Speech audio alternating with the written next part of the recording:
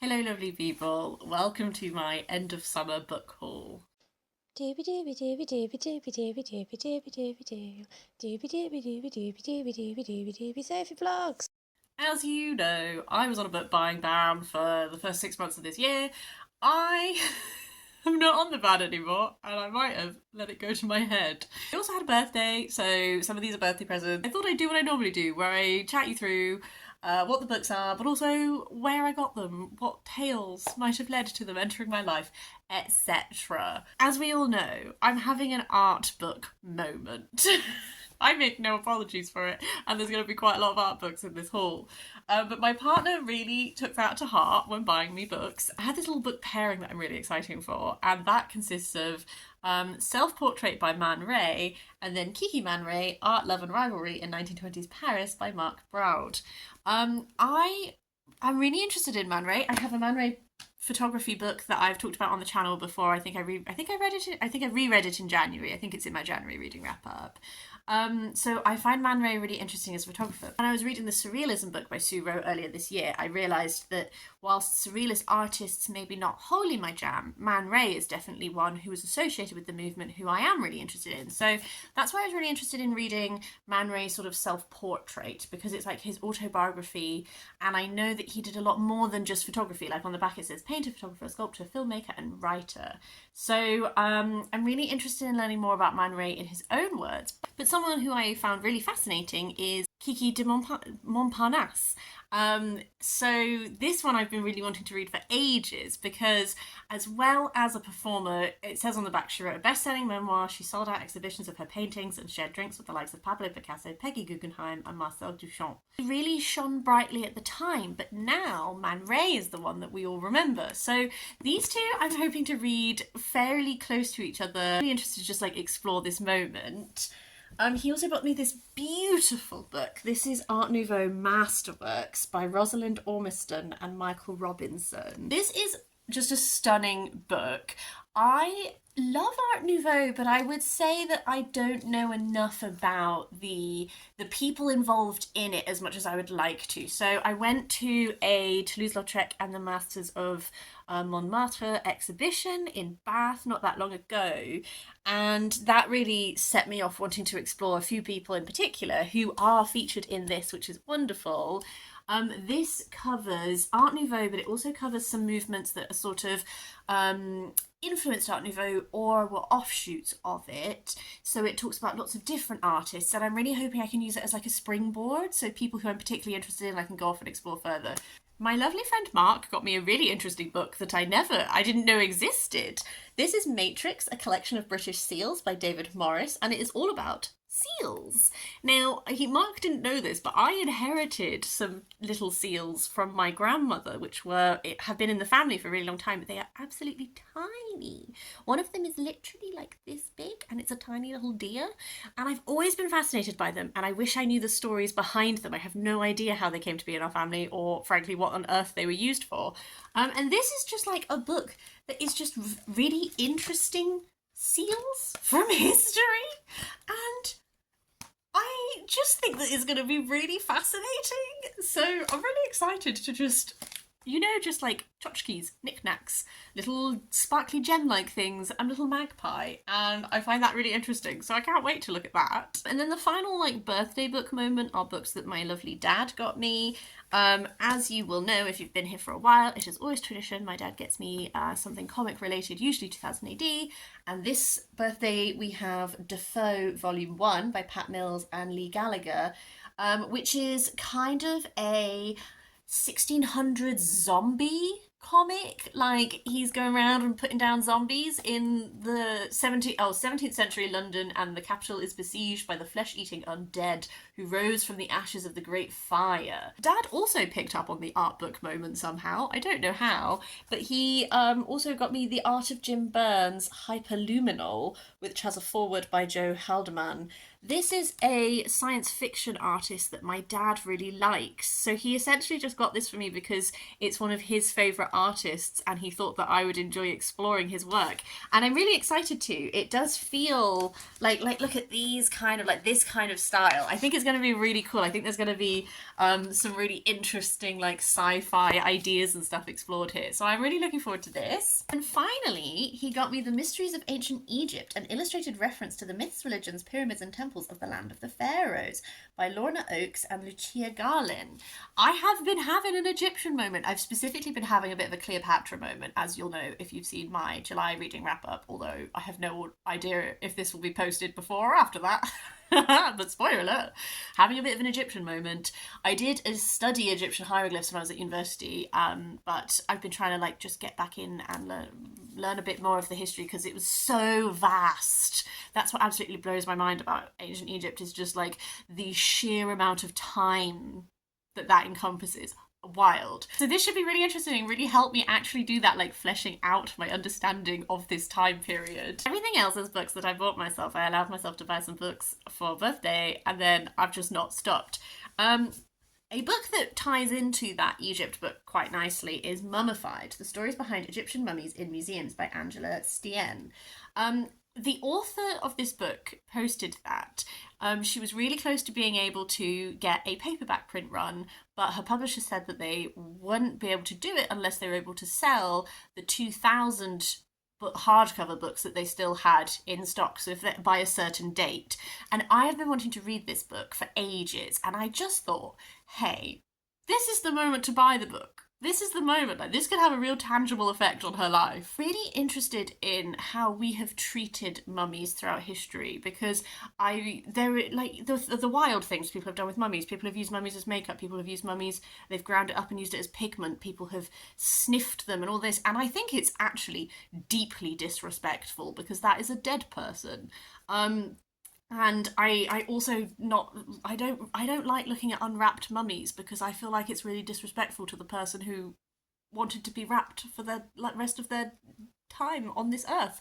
I don't know. I've got really complex feelings about it, but I think that this really engages with that kind of thing and those questions and like the ethics around mummies and all that kind of thing. So I'm actually really excited to read this. A book that I just decided to treat myself to is Tia, The Story of the Welsh Landscape by Carwyn Graves. I really enjoyed Carwyn Graves' Welsh Food Stories book, and this was published just as I was coming to the end of the book buying ban. It's all about landscape, and I think it's going to be one of those books that interweaves quite a few different things like science, language, history, all of that kind of stuff. So I might hold on to this for Deweython in March and have it as one of my Deweython picks. But the next batch of books, I've been doing a little bit of a National Trust tour, actually. And National Trust houses have really good secondhand book shops. So I thought I would talk you through some of the things I've picked up lately. I went to Light's Carey, which is like a Jacobean manor house that has like an arts and crafts garden, and it's stunning. And they have like a little tiny barn with books in. And I picked up selected poems by Rilke. Who is this translated by? This translation is J.B. Leishman, and I have loved all the Rilke that I've read. I've read Letters to a Young Poet, and then The Coronet, and Songs to Orpheus, I think it's called. And every time I read Rilke, I just love him.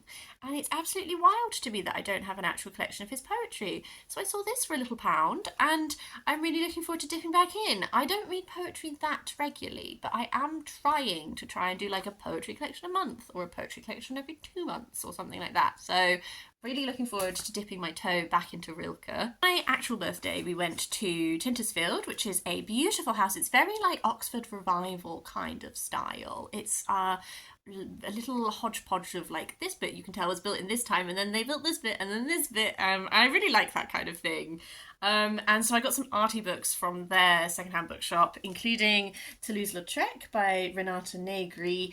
As you know from that earlier one, I went to an exhibition of his work. I have actually read a book that is about Toulouse-Lautrec autobiographically. It wasn't very long. But this one actually, to be honest with you, I just love how large some of the pictures are. And I was thinking to myself that maybe I could frame some of them. I don't know, but excited to explore him a little bit more, although I am getting quite familiar with him now, which has been fun. And they had these series of books that were published by Thames and Hudson that followed different art artists or art movements. So I got one that was about Cezanne, which is by Richard Verdi, just because I like what I've seen of Cezanne, but I don't actually know that much about him. And then another one that is Early Medieval Art by John Beckwith. I was tantalised by this one because there's a really sweet little postcard in this, which is from like some people who had a lovely holiday and sent it to a friend. But also it's lots of early medieval art and altarpieces and stone carvings and that kind of thing. And I find the medieval period so interesting, but like, could I talk knowledgeably about medieval art? No. So let's change that. Partner's birthday. Our birthdays are literally like 2 weeks apart. We went to Tregear House, which is in Wales. It's lovely. I love how National Trust style the rooms. So like with Tregear House, it's almost like you sort of move through time and you start off in the older bit and then you come and you're like, oh, now I'm in the 20s. Now I'm here, you know? I love that kind of thing. I picked up The Bluest Eye by Toni Morrison. The only Toni Morrison I've read is Beloved, but it was such a good book. Just, you know, when you read a book and you're like, wow, you're so good at writing. Sounds stupid, but it's true. I think this was the first book that Toni Morrison got published. Yeah, it's her debut. It immerses us in the tragic, torn lives of a poor black family. Unlovely and unloved, Pecola prays each night for the blue eyes like those of her privileged white schoolfellows. I just kind of want to read everything that Toni Morrison has written, and she's one of those authors where if I see her in a secondhand bookshop, I feel like I have to pick her up. So I'm very excited to continue my Toni Morrison reading journey.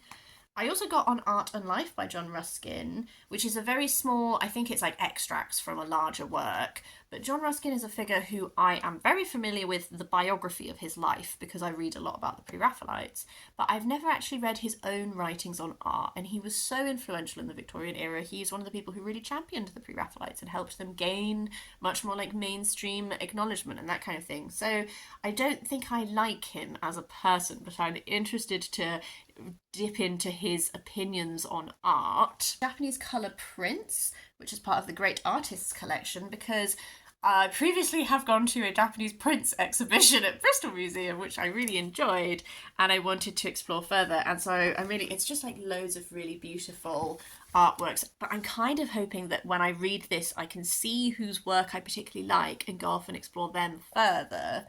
The final one from Tregear House. I'm obsessed with this. I think maybe a few of you might be too. Look at this. The Botanical Footwear of Dennis Kite. Didn't know that this man existed. This is by Dennis Kite, I should say. I'm obsessed. Man just did loads of shoes, drawings of shoes that are like pieced together from different plants. And then as the book goes on, it looks like there's other things as well, like more styling things and that kind of thing. This just seems like an absolute dream. This just seems magical and whimsical. I'm so excited to explore it. I think it's going to be lovely. I have done a few more National Trust places. We've been on a little bit of a roll, but I withheld myself from buying things. I exercised willpower. What a concept. I'm going to tell you about 2 books that I bought for my Read the World project because I have read quite a lot of the books that I had initially bought for that project, so I picked up 2 more.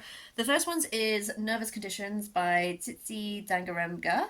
This is for Zimbabwe. I don't actually know too much about what this one is about because every blurb that I have read on it is very vague, but I know that it's like, it's following this one woman and her family, and it's very much like a coming-of-age novel. And I know that it is considered a modern classic, and I know that it is exploring a lot to do with gender, race, class, that kind of thing. This one I'm just really intrigued by. And the other one for my Read the World project is The Frightened Ones by Dima Wanus, which is for Syria. The blurb on this one is really short, but it really hooked me in. It just says, when Selema receives a manuscript from Nassim, who has fled the war in Syria and left her behind, she begins reading immediately. Perhaps here she will find a way to understand him. But who is the unnamed woman in her lover's pages, and what is he trying to say? I just think that sounds really intriguing. So those 2 I'm really excited for. I also picked up 2 books based on the recommendation of friends. I found both of these in secondhand shop on the same day, and I was just like, wow, friend recommendations coming through. So, De Profundis, The Ballad of Reading Gaol, and Other Writings by Oscar Wilde. Dia at Novel Idea recently read De Profundis, and her review of it it moved me so much. It made me so interested in reading this. Approach to Bosie, this sadness, this betrayal, and everything. It made me really, really want to read it. I have read Oscar Wilde, some of his plays and that kind of thing before. Be intrigued to try this one. And then when I did my reading my friend's favourite books series of videos, my friends had recommended Love in the Time of Cholera by Gabriel Garcia Marquez. So when I saw this one, I decided to pick it up. This is translated from the Spanish by Edith Grossman. I read 100 Years of Solitude, and although I acknowledge that it's a bit of a weird book, I really loved it. So I'm kind of hoping to love this one as much. And the book that I actually read that this friend recommended was Captain Corelli's Mandolin, and I generally really enjoyed it. I found the ending a bit annoying, but I had a really interesting reading time of it, so I sort of I'm interested in the types of things that this friend recommends, so I'm hoping. I don't actually know anything about Love in the Time of Cholera, but I've just picked it up because she said it was her favourite. Okay, we're just going to end on all these other books have just been picked up. They're all secondhand. I just stumbled upon them in secondhand bookshops, so I'm just going to chat you through them.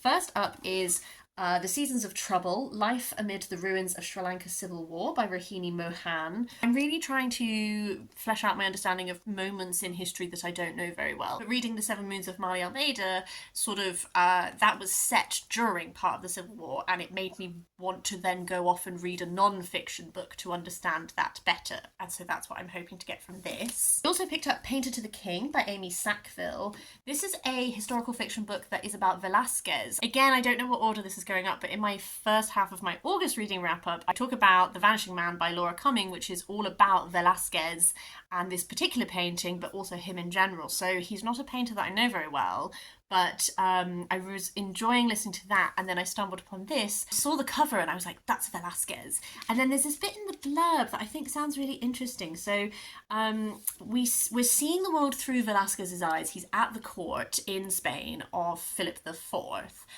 We see the king always on duty and increasingly burdened by a life of public expectation and repeated private grief. We see the court slowly collapsing under the weight of its own excess, and we see an intimate relationship that is not quite a friendship between a king and his subject, between an artist and his subject.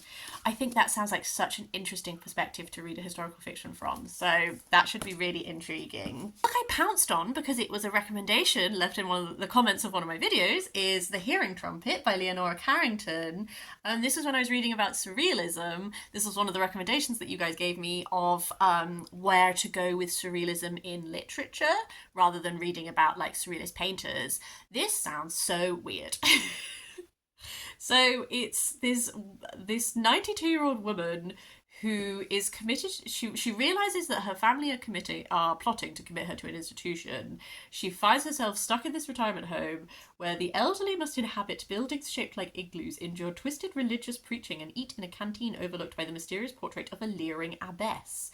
And so it just sounds like this really like wild time. So I'm really intrigued to see how I find that one. It's going to be my first like proper dabble into like surrealist writing that's not just like non-fiction about the movement. Loop of Jade by Sarah Howe is a poetry collection. I love this cover. The cover is what drew me in initially, but this was already on my radar to pick up. Again, I'm so sorry to keep reading you bits of blurbs, but this is what keeps hooking me in, because this poetry collection, it says the poems build into a meditation on hybridity, intermarriage and love, what meaning we find in the world, in art and in each other. I think it sounds really cool. Another book that was sort of a friend recommendation is The Book of Chameleons by Jose Eduardo Aguilusa, which is translated from the Portuguese by Daniel Hahn, who is the same person who translated the other book I've read by this author, The Theory of Everything? Something like that. The other book I read by them that I'm currently now blanking on the name, I'll put the cover up on the screen. I found it really interesting. It was based on a real story of this woman who like boarded herself into her apartment just at the outbreak of the Angolan Civil War. And it was a really interesting book. This one has another interesting premise because I think it's narrated from the point of view of a little friendly lizard. It's like on the wall of this guy's apartment.